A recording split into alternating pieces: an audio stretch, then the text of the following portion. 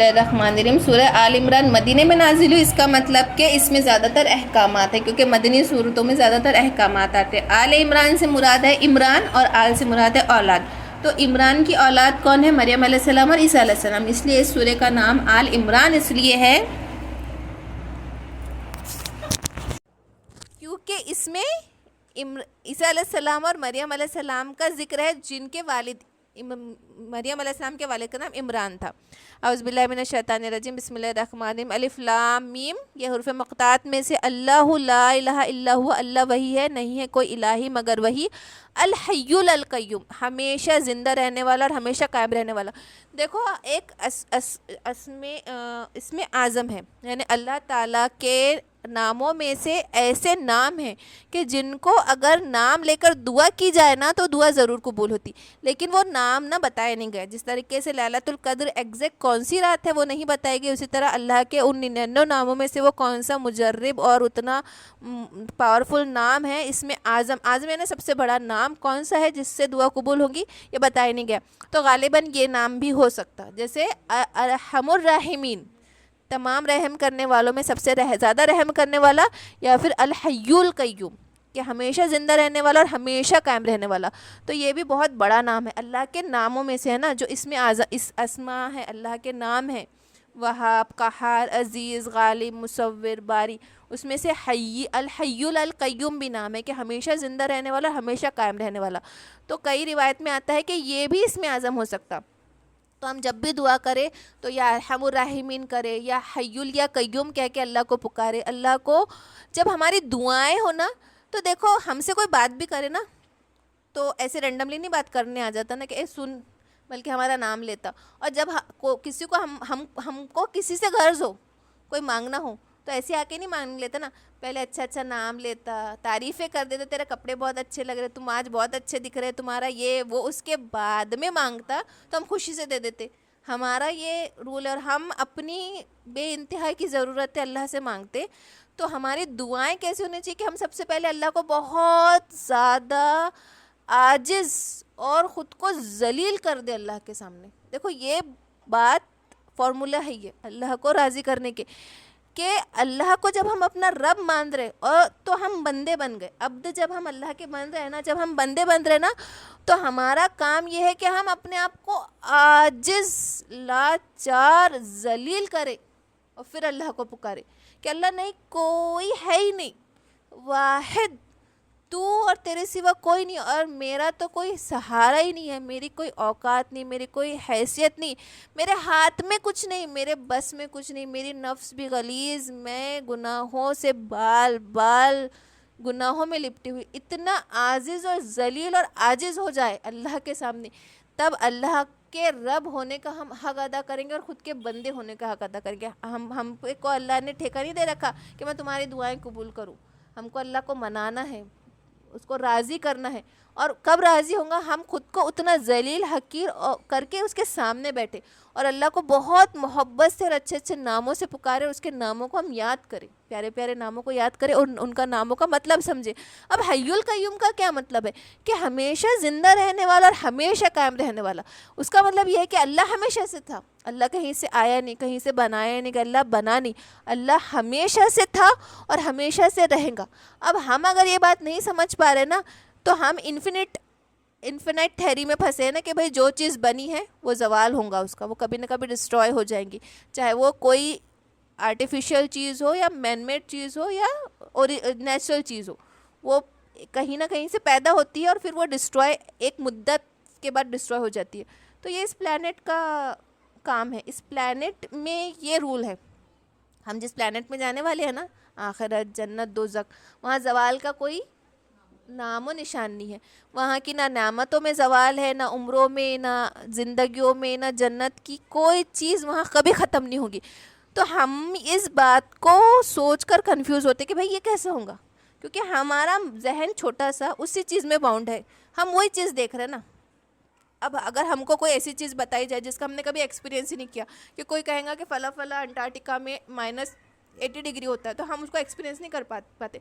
آج اگر ہمارے پاس سوشل میڈیا نہیں ہوتا اور ہمارے پاس وہ نالج نہیں ہوتی، اور 500 سال پہلے، 1000 سال پہلے جب کسی نے انٹارکٹیکا کو دیکھا بھی نہیں تھا، تب ان کے سامنے یہ بات کہی جاتی کہ بھائی ایسے ایسی جگہ ہے تو یقین بھی نہیں کرتا کہ تم تو جھوٹ بول رہے ہو, ایسا کیسا ہو سکتا, ہم کو تو یہاں اتنی گرمی ہو رہی ہے, ہم کو تو یہاں سردی بس اتنی لگتی ہے, کہاں -80 کہاں -50, ایسا تو ہو نہیں سکتا, وہ بلیو نہیں کرے گا. تو ایسا ہم کیوں بلیو نہیں کرتے؟ کیونکہ ہمارا دماغ کی وہ نالج ابھی تک پہنچی نہیں. ہم اتنے چھوٹے اللہ کے علم کے سامنے, اللہ نے ہم کو اتنا ہی ذہن دیا جتنا ہم اس پلانٹ کے ودن اور ان پلانٹ کے اصولوں کے تحت رہ کے سوچ سکتے. ہمیں وہ باتیں کیوں نہیں سمجھ رہی؟ ہمیں نہیں سمجھ رہی کیونکہ ہمارے پاس ذہن نہیں ہے وہ بات اور اس علم کا سمجھنے کا.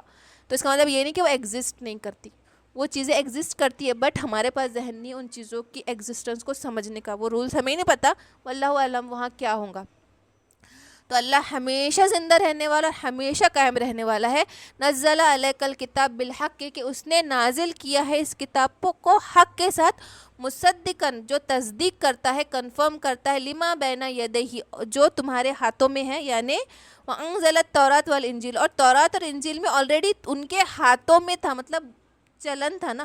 انجیل ختم نہیں ہو گئی تھی, نہ ہی تورات انہوں نے پڑھنا بند کر دیا تھا. وہ لوگ تورات بھی پڑھ رہے تھے, انجیل بھی پڑھ رہے تھے, اور انحراف ایک ہوا تھا حد تک, کمپلیٹلی تو چینج نہیں ہو گئی تھی نا. اللہ کی ورڈنگس ہی تھی, وہ اللہ کی بک ہی تھی, وہ بک آف اللہ ہی تھی. وہ اس کی ورڈنگس تھوڑی بہت احکامات چینج کیے تھے, حلال کو حرام بنا دیے, کچھ مسائل ڈھیلے کر دیے, کچھ ٹائٹ کر دیے, لیکن پورا انحراف نہیں ہوتا. اللہ کی ورڈنگس کچھ نہ کچھ تو موجود تھی. اب امیجن کرو کہ بات کیا ہو رہی ہے کہ اللہ ایک ہے. اب یہ بات تورات میں بھی ہے اور انجیل میں بھی ہے, وہ نہیں مان رہے تھے. تورات میں آدم علیہ السلام نے بھی بولا اللہ ایک ہے, نوح علیہ السلام نے, موسیٰ علیہ السلام نے, عیسیٰ علیہ السلام نے, ہر انبیاء نے بولا اللہ ایک ہے. اگر یہ کتاب اللہ کی طرف سے نہیں ہوتی تو موسیٰ علیہ السلام کا کوئی اور قول ہوتا, عیسیٰ علیہ السلام کا کوئی اور ہوتا, آدم علیہ السلام کچھ اور بول رہے ہوتے. لیکن ہر نبی نے آدم کی پیدائش سے لے کر آپ صلی اللہ علیہ وسلم تک ہر نبی نے ایک ہی بات بولی.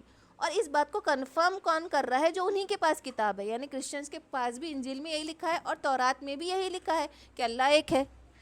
اب میں کوئی بات تم کو پہنچاؤں تو مجھے کچھ نہ کچھ کنیکشن چاہیے نا تمہارے اور میرے بیچ میں, تبھی وہ بات مجھ سے تم تک پہنچیں گی.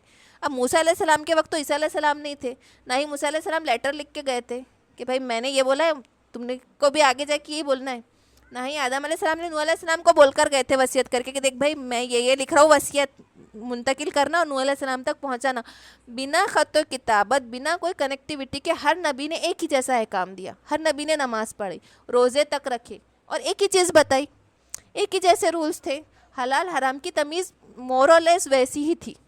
تو یہ کتنی, یہی اگر ہم اسی پہ غور کریں کہ ہر نبی وہی بتا رہا تھا, انجیل میں بھی وہی لکھا ہے, تورات میں بھی وہی لکھا ہے, ہر نبی وہی بتا رہا, تو اس کا مطلب یہی تو اللہ کی کتابیں ہیں, اور کہاں سے انسان نہیں کر سکتا تھا یہ. من قبل ہدی للناس وانزل الفرقان, اور اس سے پہلے ہدایت لوگوں کے لیے, وانزل فرقان, اور فرقان اتارا. فرقان کا مطلب ہے حق کو باطل سے جدا کرنے والی چیز. اب یہ قرآن کے بارے میں فرقان آتا ہے کہ حق کو باطل سے جدا کرنے والی چیز ہے, اور ہم کو سمجھ ہی نہیں آ رہا کہ حق کیا ہے باطل کیا ہے. ہم کو حق اور باطل میں فرق ہے تب سمجھ آئے گا جب ہم سمجھیں گے کہ قرآن ایکچوئل میں کیا ہے.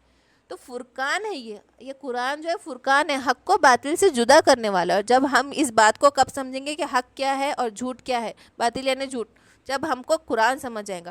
ان الذین کفروا بآیات اللہ, بے شک وہ لوگ جو کافر ہے, بآیات اللہ, اللہ کی آیتوں کا, بے شک وہ لوگ کفروا جنہوں نے انکار کیا, بآیات اللہ, اللہ کی آیتوں کا, لہم عذاب شدید, ان کے لیے سخت عذاب ہے.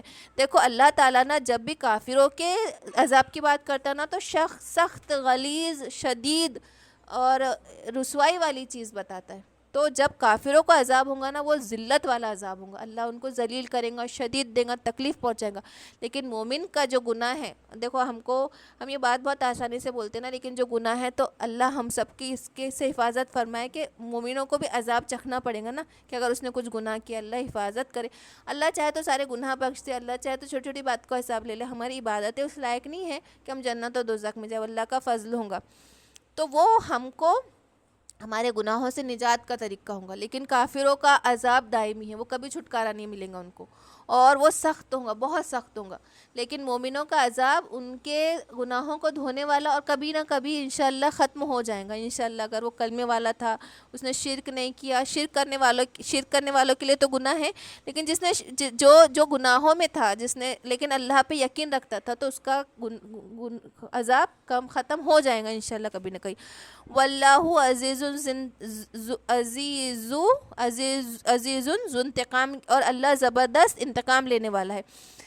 انتقام سے مراد ہے کہ جس نے برا کیا اس کے ساتھ اتنا ہی برا ہوگا، جس نے اچھا کیا اس کو پورا پورا اجر ملے گا. اللہ انتقام کیسا لے گا؟ حق کے ساتھ انتقام لے گا. انتقام کا مطلب یہ نہیں ہم نگیٹیوٹی میں کہہ لیتا وہ تو بدلہ لینے والا ہے. بدلہ کیسا کہ اچھے کو پورا پورا بدلہ ملے گا اور برا کو اس کے برائی کے برابر بدلہ سزا ملیں گی. انصاف والا انتقام کیسا؟ بدلہ ایسا انصاف والا، حق والا. ان اللہ لا یخفی علیہ شیء، کہ اللہ ایسا ہے کہ جس سے کوئی چیز نہیں چھپی ہے.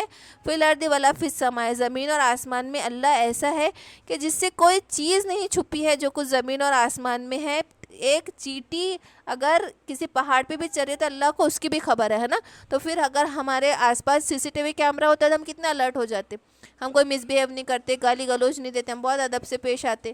اور پھر دیکھو اگر ہم جب بھی کانشیسلی، تقوی ایکچول میں کیا ہے نا، اس بات کو امیجن کرنا کہ اللہ ہم کو دیکھ رہا ہے. تقوی کا مطلب ہی کیا ہوتا ہے؟ تقوی کا مطلب ہوتا ہے کانشیسنس کہ اللہ ہمیں ہمیشہ دیکھ رہا. تو جب بھی بری بات کر رہے، غیبت کر رہے، کوئی برائی کی طرف بھی ہمارے قدم بڑھے نا، تو ہم نے بس یہ سوچنا کہ اللہ مجھے کنٹینیوس دیکھ رہا ہے. اور یہ سب کرایا کو اللہ سامنے لائیں گا آخرت کے دن میں. ایسی کتاب ہوگی فلم کے جیسی چلیں گی، ہمیں نہیں پتہ وہ کیسا وہ منظر ہوگا. کتاب میں انسان لکھا ہوگا، وہ سامنے فلم کی طرح چل رہا ہوگا.